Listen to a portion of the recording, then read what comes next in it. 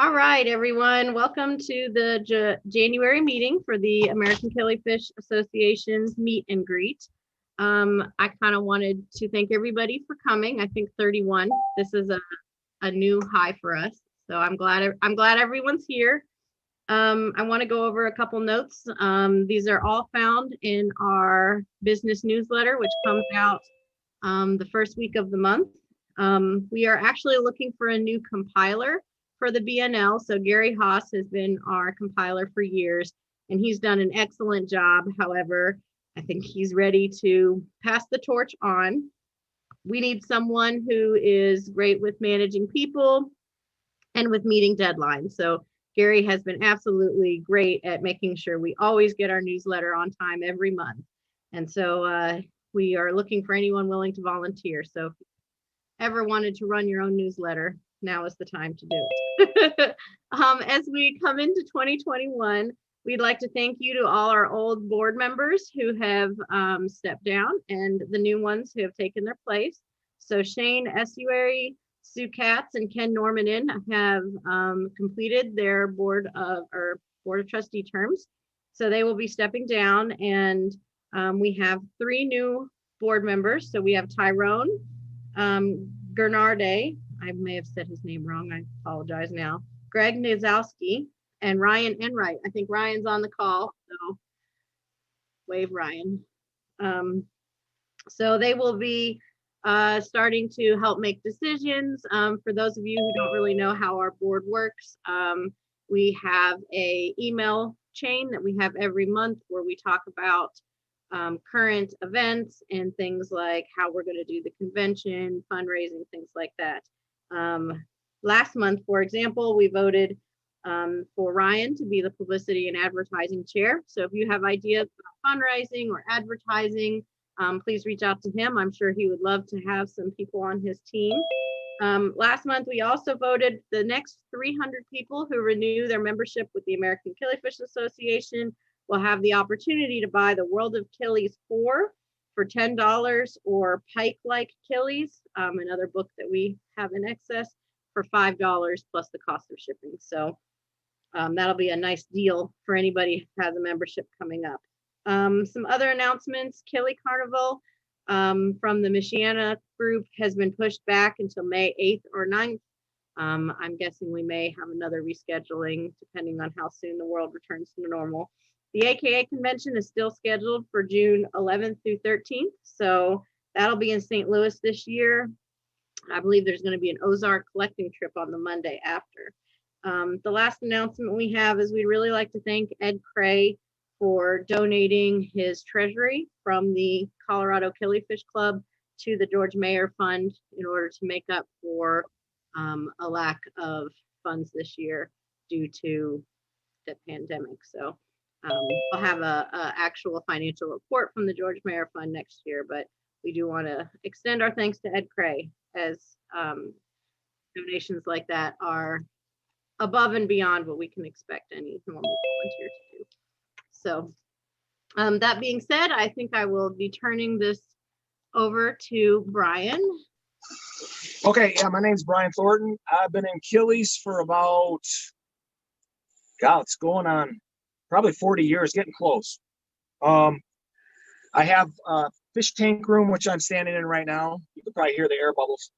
I have about 180 fish tanks, and I have probably about 30 shoe boxes and probably about 40 or 50 plastic containers, which I used to put fry in right there, and I put hornwort in it.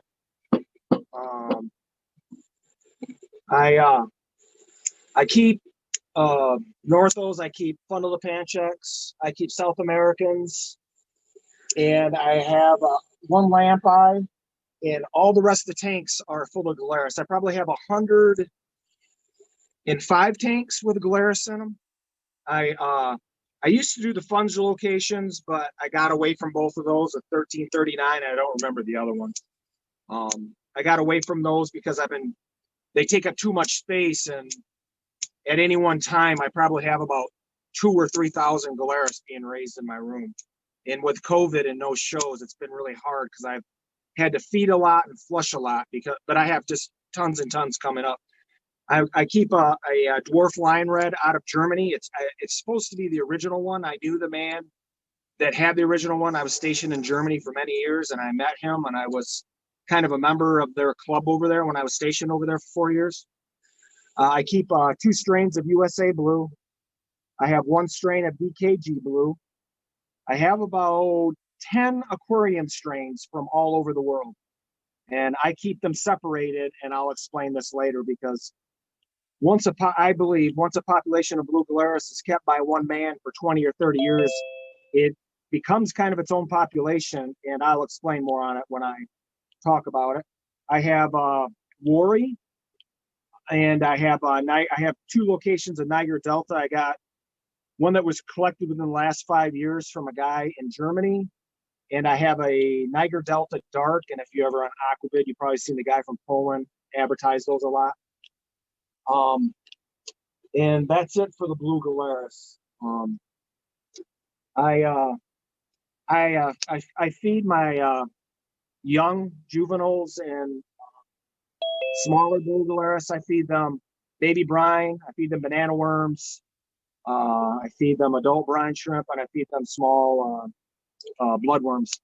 Bloodworms, by the way, is a really good source for selenium.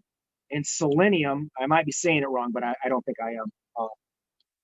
I have it in Discus Trace, has it in it, and it's one of the chemicals here on the back.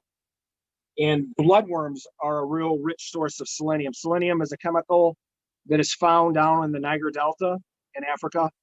And it's no joke. My fundulopanchax, when I give them this, they lay a lot more eggs.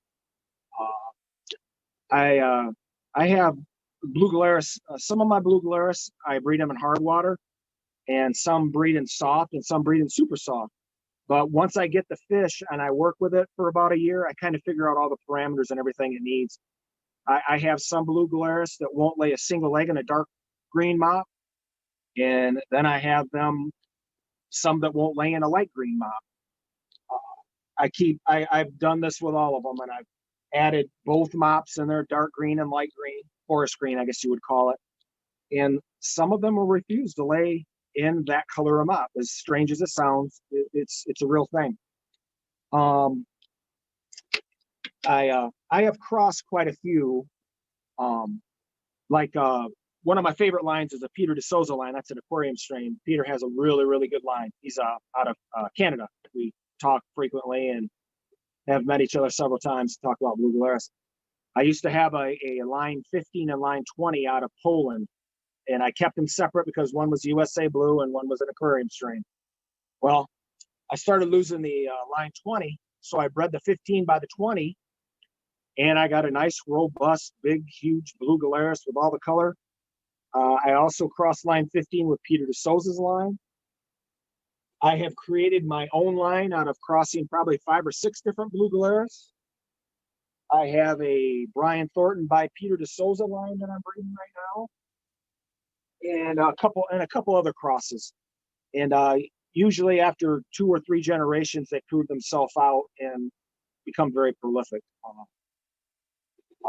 The reason I was saying the different aquarium strains, comparatively speaking, in the fish, I've gotten a lot of them from Poland, Bulgaria, Japan, South America, and a few more places in Europe like Russia and stuff. And I've talked to the people frequently, and the guys say, yeah, I've kept this line of blue Gularis in my room for the last 20 to 30 years.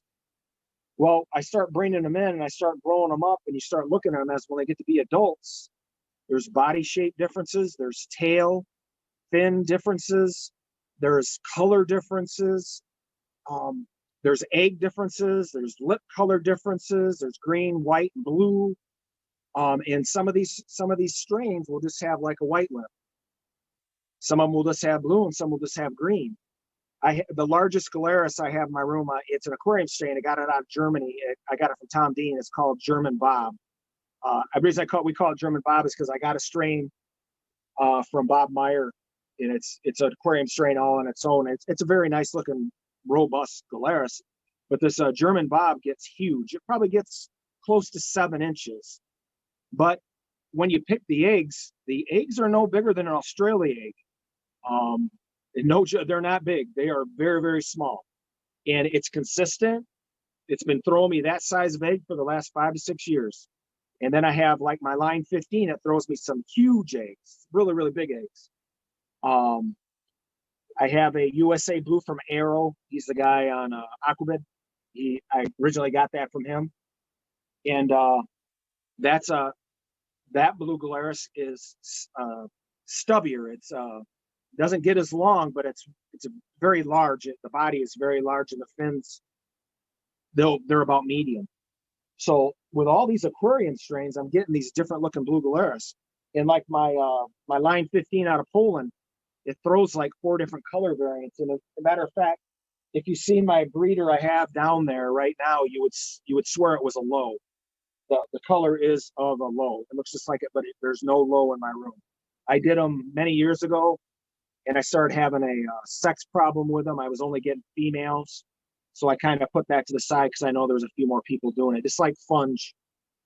I know there's some people out there doing them, and I kind of like to work with the more natural colored blue Gularis. I feed my blue Gularis, my adults. I feed them adult sized bloodworms. I feed them beef heart about every 2 weeks. I mean, that day, that's what I feed them. I just feed them beef heart. I feed them adult brine shrimp, and I feed a lot of mysis shrimp, the American ones that have the hard shell, but I get the smaller ones, which I've been told by many people that helps form their fins, and it gives them a larger fin, the shells off the mysis shrimp. And also I feed the Canadian mysis shrimp, which is it's a soft-bodied mysis shrimp. I feed my Gularis I feed them 2 days and with a day off, because if you've ever raised large quantities of blue Gularis, you know they put off a lot of waste. So I change all my water in my room once a week, and it's 50 to 75%.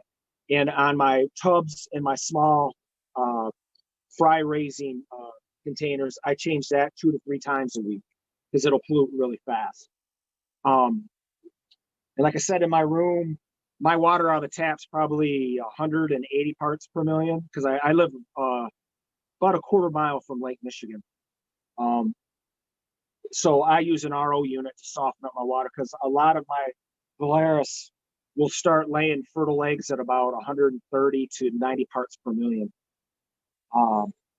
Some of them, to egg them on a little bit, I will, if I'm having a hard time getting the eggs out of them, I'll throw some Indian almond leaves in there.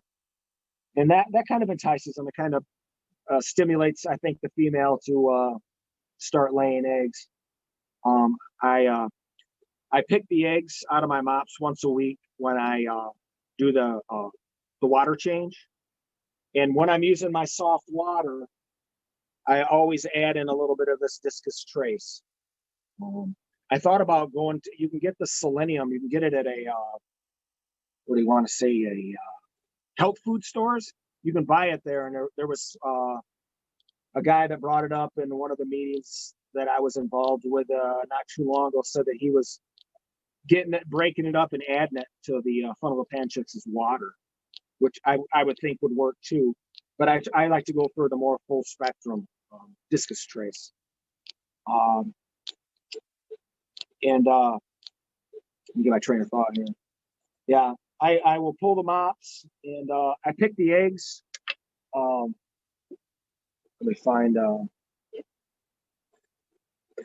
thing of eggs. This is my line 10. I don't remember where this line came from, and I don't know if you can see that. I put a lot of them on peat. You can see that clearly. You can see there's a lot of eyed up eggs in there. I probably have about 4,000 eggs that I can't hatch of yet because I don't have any more room. I've got 8 bags of peat from Northos sitting over here that I'm leaking out because I run out of room really fast. I've noticed lately when I'm picking my eggs out of the mops, I may miss a few in between picks up there towards the knot at the top. And I've been pulling babies out of my tanks, a lot of my tanks, and I've been pulling eyed up eggs out of a lot of my tanks also. But they do get picked once a week. I put all the eggs on peat. They usually eye up for me. My room is probably at the top. It's 80 degrees. I raise a lot. I have like 200 tarantulas in my room too. I raise them and breed them also. So I keep it a little bit warmer. So at my top shelf, it's probably 78, and it goes about a 3-degree radiant down all the way to the floor. Usually on the floor, I keep my chromapicimians.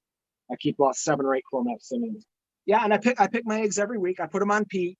I've been getting eyed up eggs in about 3 to 4 weeks. And when I'm leaving the eggs, if the eggs stay in the tank, I'm getting eyed up eggs within 2 weeks. I also want to mention something about lip color. Some of my strains will throw both white and blue, and some of them will just either have a blue or a white, period.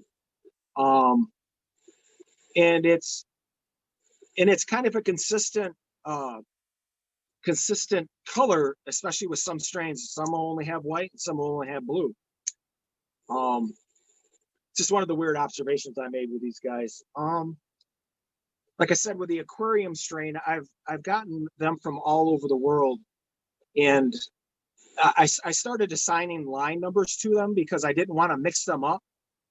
And like I got a line 10, a line 15, and a few others that I use that line number to keep them separate, even though they're an aquarium strain. Because if you looked at these fish, you would say, oh, that's 2 different fish. So I kind of started doing it that way to keep them separate. I imported a line, it was called line 15, in out of Poland. And it has to be one of the most fertile lines I've ever seen in blue Gularis. I've probably raised about 15 to 20 generations of this fish, and it still has like over a 95 to 96 fertility rate of the eggs. I get very, very, very few fungus eggs out of these. So if I ever need a boost in a line, if it's an aquarium strain for say, I will throw a female in there, and it'll be amazing because the next generation, the fertility will shoot up to 90%. But I really do try to keep them pure. I've only had to do that to like 1 or 2 lines that were really losing their fertility. Anyhow, let's see. The mops, the egg storage. My grow out tanks, I start them when they just hatch out. I put them in something like this. Like right now, I've got my line here. There's probably about 40 or 50 fry in there. Then we'll go down here to Blau. I got this. I originally had this from Ruth Warner, and she gave it to me, and then Brian Nelson got a hold of it about the same time, and he was the only one that's really keeping them up. So I got it back from him, and I have it going strong now. It's definitely a different looking fish than all the rest of what I do. I got Arrow here, which is a USA Blue. I probably got about 100 in there. I have 15 by PD. You can see there's a male down in the corner. Hopefully I got it kind of in there. I have a tank full of 15 by 20. And I have some Niagara Delta Dark right here. But those are the size tanks that I raise my fry and my juves in. Once they start getting a little size, I transfer them to a 5, and it depends on the number, into a 10. And they all my blue Gularis grow at a very fast rate because I feed them really good. I keep the water really clean. And I don't know whoever started the rumor that blue Gularis like dirty water. They don't. They will breed a lot faster in a clean tank than they will a dirty tank. With blue Gularis too, I have to change the filter. I just use some of my tanks, some of my bigger tanks, my 20-gallon longs and stuff. I will include a large sponge filter with a regular mechanical filter, a large mechanical filter, And in all of my tanks, my adult tanks, I have a fairly large pump. My pump will support about 500 or 600 tanks. And in all my adult tanks, the valve's wide open. They are blowing wide open, and I kind of put them towards the back in a corner, and it makes a little bit of current. But I also, in each one of my tanks, there's 4 or 5, 6 large mops where they don't have to be exposed to the current all the time. And they breed just fine, no problem. Like right here, this whole line right here, you can see down the line, I have 20 longs. I got 5 20 longs sitting on this bench, and each one of them has a different line of blue Gularis in it. And I swap those up a lot. Like I had line 10 where this phone is sitting, and they really weren't giving me a lot of production. So I put them in. I had a whole bunch of young ones. I put them in a 20 tall. I've got eggs, tons of eggs. They weren't doing too good in this long right here. So I just threw some grow outs in my 15 by 20, which is a very nice fish. I think I've got a lot of, as you look through my room, you can see all the tanks and stuff around, and it wraps around a corner and goes there. You can see there's like all these 20s right here that you're seeing. These are all blue Gularis. Like, yeah, there's my Worry line. That's a blue Gularis.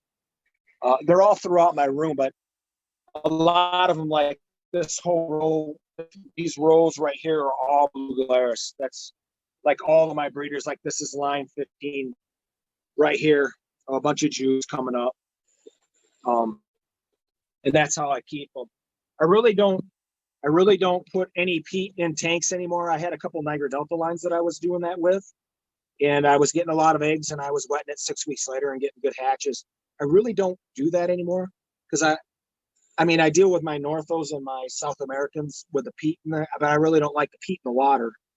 So I also tried, I would get like 1 gallon fish bowls, and I would boil 3 or 4 mops and get them nice and soaked so they sink. And I was getting that 1 gallon glass jar, and I was cutting the mops into about 1 or 2 inch fragments and throwing it in there. So it'd probably fill 1 inch or 2 out of the bottom. And believe it or not, a lot of the Gularis were going in there and laying. They were thinking it was peat, and they were laying in those mops. And I tried all different kinds of things with those mops. Like I would store them in a shoebox at like 70, 75 degrees with water, just covering them. And I was getting good hatches that way. And also I was trying to pick it, but that was too much work. So I have done it with peat before, and they will lay in peat, but mops are so much easier.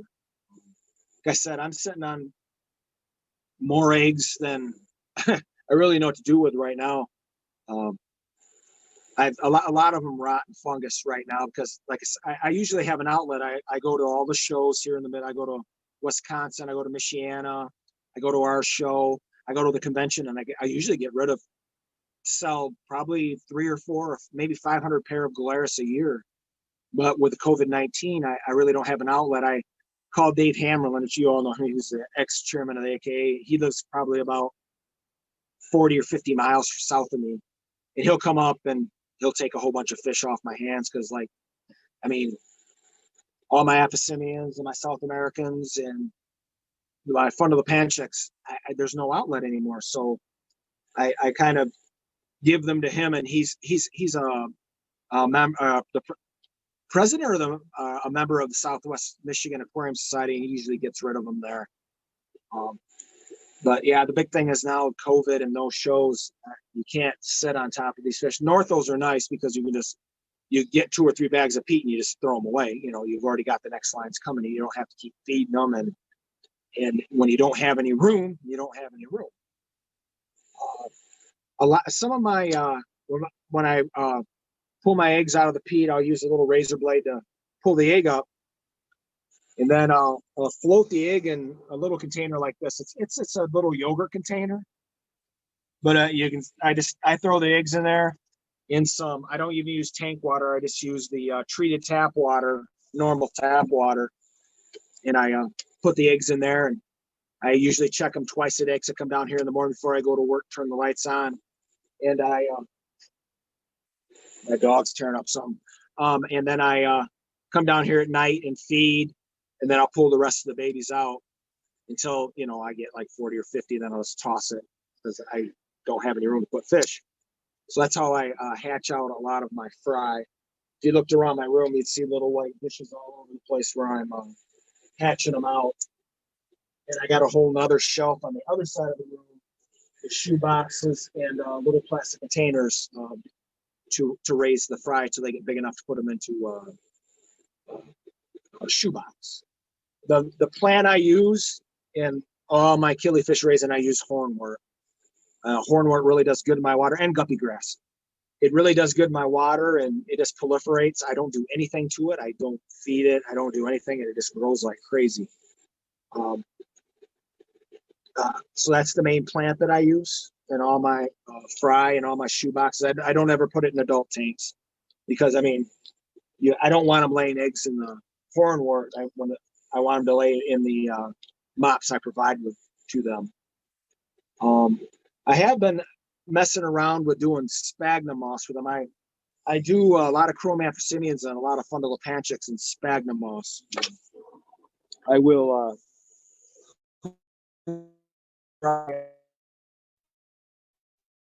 my sphagnum moss. If you ever use sphagnum moss, you put it in water, put it in the bucket. I have 5 buckets which I use, and I put an air stone in there, and I'll throw the sphagnum moss in it and fill it about halfway or 3/4 of the way up with water. And you don't want to use the sphagnum moss until it sinks because it sucks oxygen out of the water while it's getting saturated. But here's a couple examples. I got a Miko red chromamphisimian in here, and I just pulled off about 100 fry. And I got a Sporenbergi right here. I was thinking about doing this with blue Gularis. I'm not really sure. But the Sporenbergi, I put them in there like 3 weeks ago, and I probably got 100 jubes in there right now. They stay down in the sphagnum. I see the male in the front. But this is a really good way to breed fish without a lot of labor. I've got my Monoroctus Mombog down here. That's where I had the adults. This is a smaller one right here that I've put 3 females and a male in there. And the other day I had there must be at least 150 fry in there. And that's another good way to raise killifish without a lot of work. You'll get a 5 or 2.5 gallon or 10-gallon tank if you want, and put about sphagnum moss in about halfway up on the tank. It'll continue to sink and settle. I still change the water, and before you know it, you look in there, and you'll have hundreds of fry. And I've been really thinking about doing this to blue Gularis with some of the harder ones, because the density of the tank, like a lot of mine, I'll put like, it varies. Every different line has a different kind of breakdown to breeding. Some of them I'll put 3 or 4 females in there with a male. Some of them I'll put 2 or 3 males in with 3 or 4 females. My line 15, I get the best egg production when I have 1 male and 1 female. Those guys will produce 500 fertile eggs a week. And so, like I said, I was playing around, especially with my dwarf reds. My dwarf reds are very unique, and they don't get over 3 to 4 inches. The males, they stay very small, but the females get a little bit of size on them. And I'm starting to have a little bit of trouble getting eggs off of them, so I was thinking about setting them up on sphagnum and putting a male and a female in there, see if I can get some better hatch rates. I'm kind of getting a larger demand for them. I was raising them for years, and I would have 100 dwarf reds down here and a couple 20 longs, and I couldn't get rid of them. I couldn't do anything with them because nobody wanted them. So now all of a sudden I got this really nice strain out of Germany, and a lot more people want them. It's a little bit harder to get eggs out of. That ebbs and tides. I can come down here, and 1 week I'll pull 100 eggs, and it'll be 3 or 4 more weeks again till I get another good egg rush out of them. I never separate my breeders. I know a lot of people do, and a lot of people say it, but I never separate any of them. And I'm sure I got a percentage of the females and males that eat a lot of the eggs. but as many eggs as I get in the tank, it's never a problem. So yeah, it's variable. Like in these 20 longs here, I got this Niagara Delta Dark over here to the left, and there's probably 7 or 8 males in there. It's a very unique fish. This Niagara Delta Dark. It's very unique out of any other blue layers I have in the room. But I'll put one female in with 7 males. I'll get 3 or 4 eggs a week. Every time I put a female, I've got it up to 3 females in this tank now, and I'm probably getting 100 to 150 eggs a week. So like I said, I play with different, methods and different ways of doing these fish, and you kind of come around and you kind of find out what is the best method, and you kind of go with it. Trying to think of anything else with my blue Gularis. A lot of them, like I said, the water hardness. I usually play when I get a new one in. I'm always combing aquabit in the summertime, and I have a few connections over in Europe. So if I ever, or in the Netherlands and a few other places, where if I have found somebody that has a very nice line of blue Gularis, I'll get them in. And I've had times where I've had to import 10 bags of eggs and spend $200 just to get a nice hatch where I can get these guys breeding, because I've never really done good out of getting a blue Gularis, like a pair from a show or something like that. I usually start with 3 or 4 pairs, because then I'll break them off into two females in each tank, and then I'll throw a male in each one. So I do all different kinds of methods, and I'm always looking for a new strain. And I usually 1 or 2 will pop up in the summertime, like out of Portugal or somewhere in Eastern Europe or over in Asia or Russia. I'll find a new strain and I'll bring it in. I think I've brought in probably about 15 or 20 different lines from all over the world. And like I say, I'm always looking for a new line to bring into the room to play with it and just see what comes out of it. The only fish that I cross in my room is blue Gularis. I seen a question right up there. The only ones that I won't put a USA blue with an aquarium strain unless I'm going to call that something different, which it'll become an aquarium strain, but I'll call it by another, a different line number. But yeah, I try to keep it as pure as possible and on all my lines. And I've been having some really good luck in crossing. That 15 by 20, it's a phenomenal line. I get tons and tons of eggs out of these guys. The line I made myself, it has so many crosses in it. It's a nice, super colorful fish. I call it my line. It's Bryon Thornton line. But I've probably crossed 5, 6, my memory serves me right, maybe 7 lines across that. And to prove the breeding, I always breed the parents back to, some females that grow out while I still have the adults, and it proves them out. I'll go through my notes here and see. My worry line, I got that out of, I got it from Britain, and I got it off Aquabid, and I'm trying to remember the guy's name.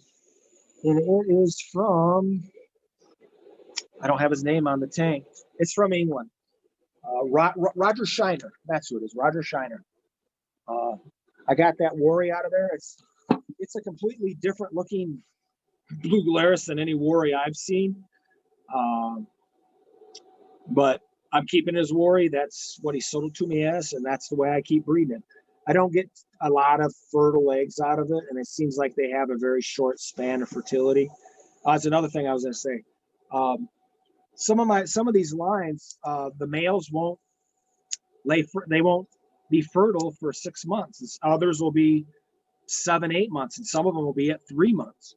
That's why I'm saying a lot of these different lines, it's like I said, after so many years, it seems like these fish have become like their own little population. Like line 15, I'll have 2 and 3 inch fish throwing me fertile eggs at 3 months. Well, I go to like my line 10 or my 15 by 20, and the males don't seem like they're fertilizing the eggs till like 6 months. So that's high. That's another highly variable thing, is when the males will become fertile. So there is a lot of differences between these fish. There was one other thing that I was really pretty important I was going to bring up about blue Gularis. Oh, shoot. Maybe I'll remember it. Oh, yeah, my Niger Delta. The Niger Delta, Tom Dean imported, got him from a guy he knew in Germany. We brought him in, and I think he got second place in the last convention, the AKA convention that was held, and I distributed him to quite a few people, and they really like it. It's a very, very colorful blue Gularis.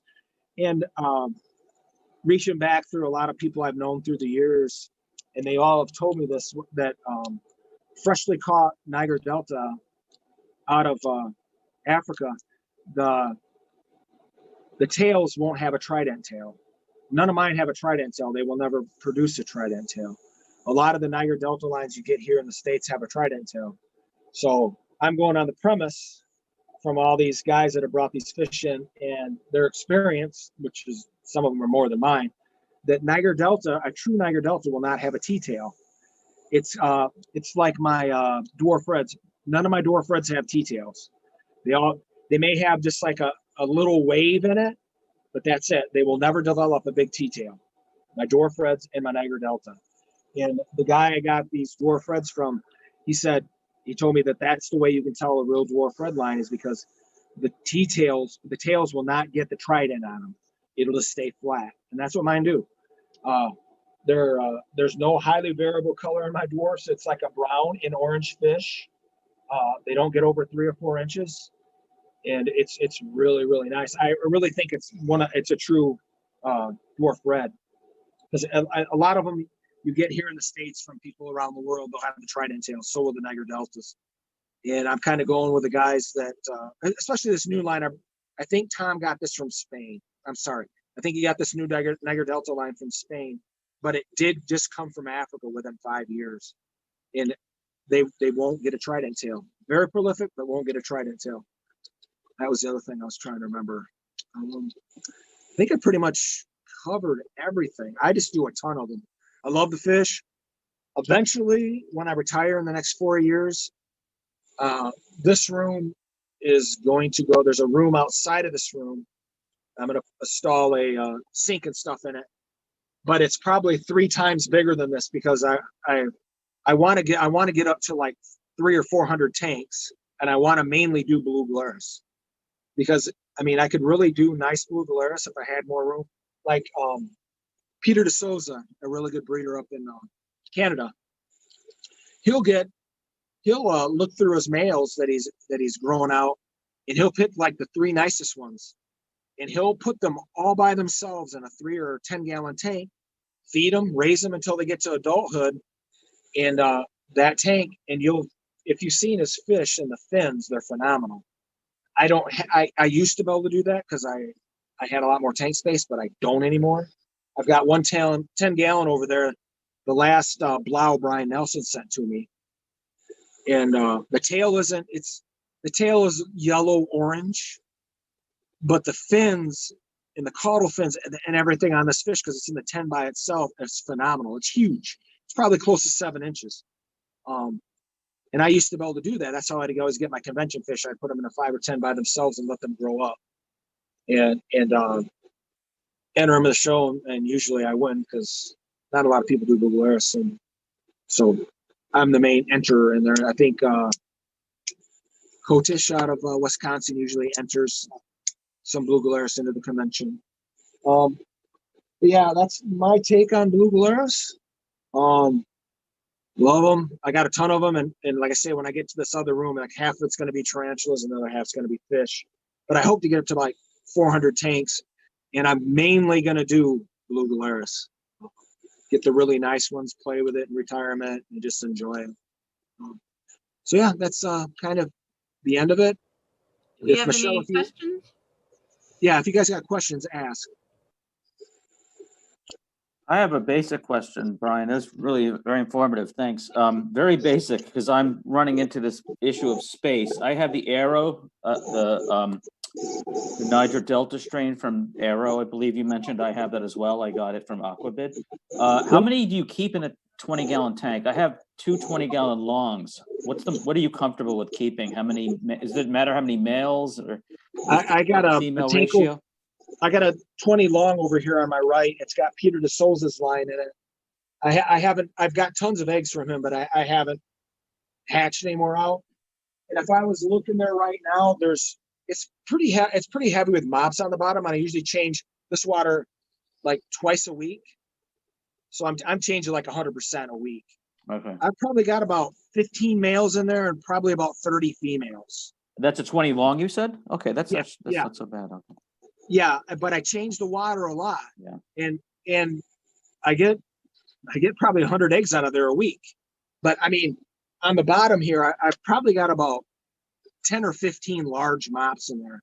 So there's not really any problem with the bickering or the tearing each other up because there is so many mops in there. And I have the sponge filter and a very large mechanical filter in there.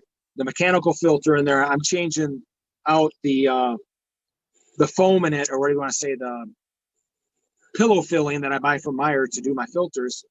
I'm probably changing that every 2 weeks because that fills up pretty fast with that density of fish. I don't do that with all of them, but like when I've hatched out more of one or the other, I have to kind of make sacrifices here and there. Like I have to, there didn't used to be that many in that tank, but I had to open up a 10 to throw a shoebox full of 15 by 20 and Arrow USA Blue in there because I mean, I had like an inch or 2 inch fish in a little shoebox and there was like 15 or 20 of them in there. Before they killed everybody off, I had to move them into another tank. So you have to move stuff around and sacrifice. But like I said, most of these 20s in front of me, like my line 15 here, there's probably 15 to 20 fish in there. In my, it's on what you can work with. If you have time to change water, put as many as you want in there. It's not. I don't have a growth problem because I change water that much because a lot of your killifish release hormones and it stunts the growth of many of the fish in there except for one or two. So yeah, put as many as you want as long as you do water changes and keep the filters clean and feed them. It doesn't matter. Good to know. So it is no critical mass of males. I kind of hear anecdotally if you have too many males, they'll start fighting. But you're saying the mops keep that down. Oh yeah, yeah. The smaller ones will head down to the mops as soon as feeding time right rolls around. I start throwing bloodworms in there. You got like when you see carp in a pond, they're all hitting at the top trying to take everything down and eat as much as they could. Yeah, I don't have any problems with that. I mean, they grow shockingly fast. I was surprised how Yes. like within 2 months they're like already, they're pretty big. I've been using Paul Pierre. I don't know if you guys are familiar with him. Yeah. I've been using his grow out food, and it's just it's almost a victim of my own success with growing them up. They get so big so fast, and I'm just trying to find space for them. Yeah, I often thought about doing like the pellets and stuff, but I just do frozen foods. I get such great success and I think like I've heard from so many people that the selenium, especially in bloodworms, has a high level of selenium, and it's really key to getting a lot of fertile eggs. If you're having a difficult blue Gularis, you might want to try the trace discus or feeding a lot of bloodworms. That always works for me. Thanks. Yep. Anyone else? Brian, do you think, or what is your preference, sinking mops or floating mops? With blue Gularis, definitely sinking. I don't hardly get anything in a floating mop. Nothing at all. All my mops and all my blue Gularis tanks are sitting on the bottom, and they'll like bury into them like a South American soil spawner. They'll go down in there and lay their eggs. I always try to put more in there, especially when you have a higher chance of success when you have like 6 or 7 mops compared to 1 or 2 where a blue Gularis is always ready to eat and they will eat their own eggs. That I don't see how they see them, but they see them and they eat them. So the more mops the better. bare bottom or gravel or any substrate? No, all my fish tanks in this room are bare bottom. I don't have anything in any of these tanks. It's easier for me to control the parameters of the water without there being other things in there besides the plants and the snails. When you start messing around with rocks and stuff, then you got pH problems and your water varies too much. I can control it better just having a bare bottom tank with the mops on the bottom and the filter. Did you say you do in the adult tanks you do not do hornwort or plants, or The only thing I do hornwort in, excuse me, is my shoe boxes and my baby containers, because that kind of gives them out of sight, out of line, and they tend to grow up better and not kill each other. My antidote to that in the adult tanks is the more mops you put in them, the more places there to hide. I have a couple of lit chromaphosimian tanks where I have hornwort, but that's it.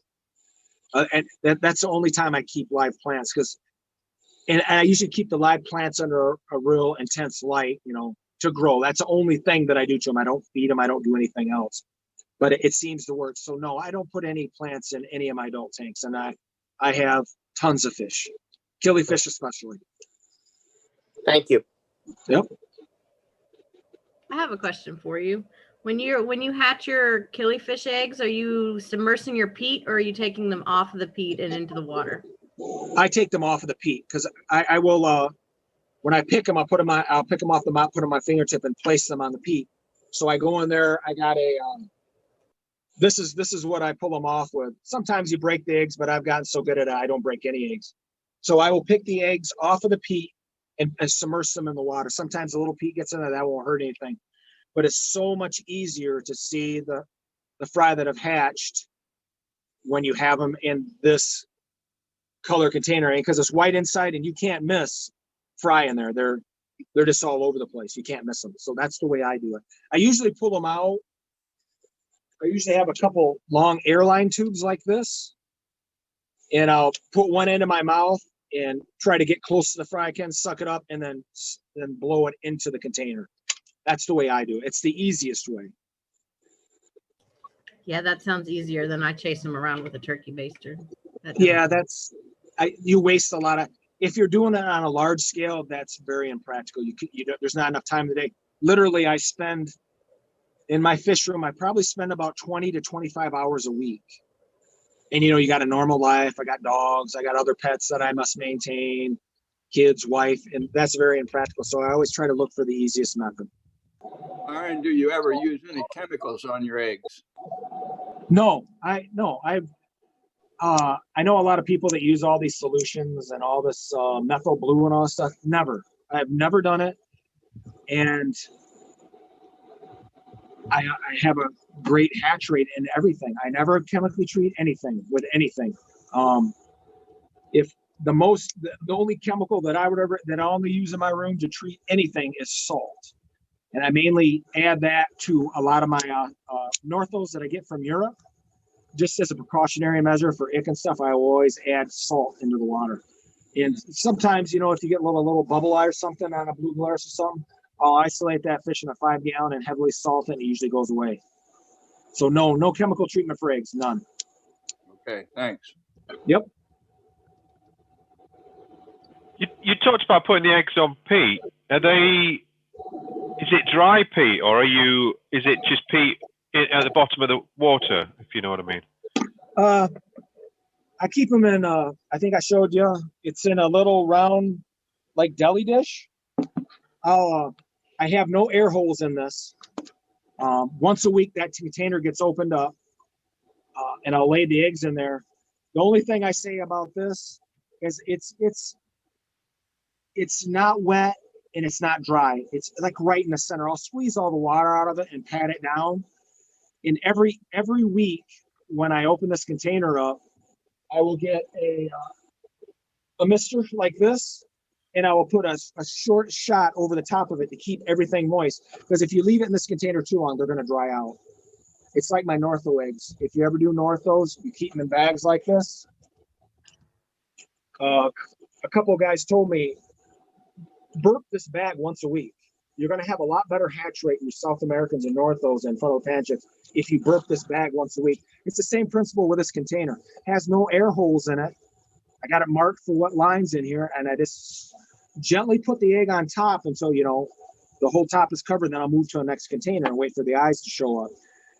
But every week, if it seems to be getting dry or the eggs seem to be getting dry, I'll spritz it with just a little bit of water, keep it moist, never have a problem.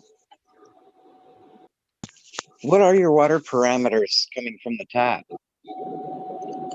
My water parameters, I have like a moderately hard water coming out of the tap. It's about, it varies so much because it depends on my water treatment plant. Like all my water comes from Lake Michigan. Lake Michigan's kind of it's kind of hard water, but through treatment stuff, when it comes through my faucet, it's usually anywhere between 170 parts per million to 210 parts per million. It kind of depends on the season. It's usually softer in the winter and harder in the summer because of the chemicals they add to it. But yeah, it's most of my blue Gularis will do the best with soft water, not super soft, just moderately soft water. And the parts per million is anywhere between 90 and 120. That's where I get the best egg production. My worry, I put them in soft water, they won't give me a single egg. I put them on my tap water, treated tap water, because I have chlorine and chloramine in there. I get all kinds of eggs, or more eggs than I would if I tried to flow them on soft water. So it really depends on the fish, but my water's coming out hard. I do everything with an RO. And so like when I do water changes, I have so many buckets for hard water, so many buckets for soft water. And I kind of know through the room what needs hard, what needs soft. So the blue Gularis is ideal at about 120, moderately soft water.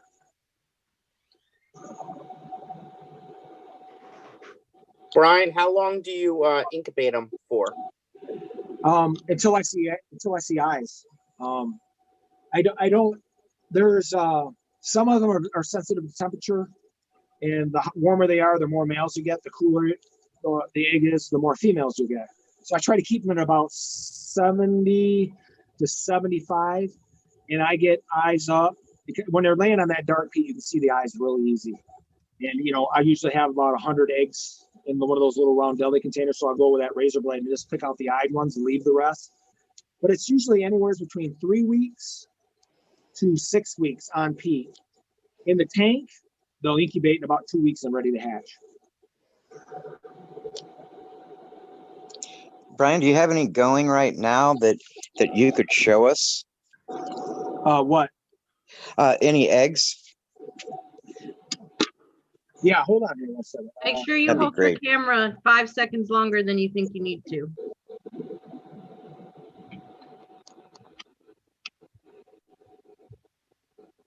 Can you see in there? There's some, this is my line, and I've probably had this submerged for 2 weeks now, and I slowly, you know, it's kind of funny with these eggs. Most of my eggs seem to hatch out right when the lights come on, and then it'll keep doing that day after day, and there's a few fry in there right now. I will just put them in that, and like I said, as they hatch out, I'll throw them into the baby container. I usually don't have, we usually get, you know, like a 2 week difference in them hatching out, and you'll see the size differences. If you can look into there, this is my line. You can see the fry in there swimming around. I just fed them a few minutes ago. There's probably about 80 or 90 in there. And they'll be juveniles in 2 weeks, 3 weeks. The more water changes you do with these fish, the faster they will grow. That's a proven fact. Hey, Bryon, do you have to keep the unhatched eggs in the dark? To me, people say you got to keep them in the dark, and I know a lot of really experienced killer keepers say that. I never do. Mine stay in those clear deli containers, and they're the light of my room. I have never put a killifish egg in the dark. And if you could take a look at my room, you can see just how many fish I got in it. So no, the only eggs I keep in the dark is my Northo eggs, because I put them on a container up on the top shelf. They're in a foam container, and that's the only egg that's kept in the dark. All these other containers, these containers are sitting right out on top of the tanks in the light 24/7. And you got a percentage that's gonna fungus up anyways, but no, I don't keep them. I don't treat them. I put them on peat, and they stay in the light, and I never have a problem. I know there's a lot of people say you got to keep them in the dark and they grow. You got to treat them with this. I don't do any of that. Because if I did that, I wouldn't have that many fish in this room because that would be too labor intensive. That makes sense to me because in the wild, the sun shines every day anyway. So that makes sense. Yeah, I know a lot of people that I've seen videos and they've said this, and I've talked to them. I've been doing this for a long, long time. And they say keep them in the dark and you got to put methyl blue and they got this chemical solution that you treat the eggs with and stuff. I don't do any of that. And I've probably got about 7,000 or 8,000 fish in this room, if not more. And I don't do any of that because it's too time consuming. I mean, if I was retired and this is what I did for my, fun, I might do it, but I never have any problem. And I've got tons and tons of fish. When you keep them on the peat moist, that's going to lower the pH anyway. Yeah. So the lower the pH is, then you're not going to have such a fungus problem. Right. That's the way I've been doing. I've always put them on peat. Because when I started doing this in the 80s, that's the way I was taught, and that's the way I've kept it. And if you have a fertile egg and you put it on peat, it's not going to fungus. If it funguses, it definitely wasn't fertile. But you got to consider, I've got my tanks blasting full on every tank. I just like the water movement and to keep the water really clean. And you got to consider when the male is trying to fertilize the egg with that current, not every egg's going to get fertilized because there's such a strong current in the tank. So yeah, of course, to sacrifice so many eggs, which I don't have a problem with, I have a lot of current, it keeps the water cleaner. So yeah, it's half a dozen of this and a dozen of the other. If you have a higher water current, you're not going to get that many fertile eggs.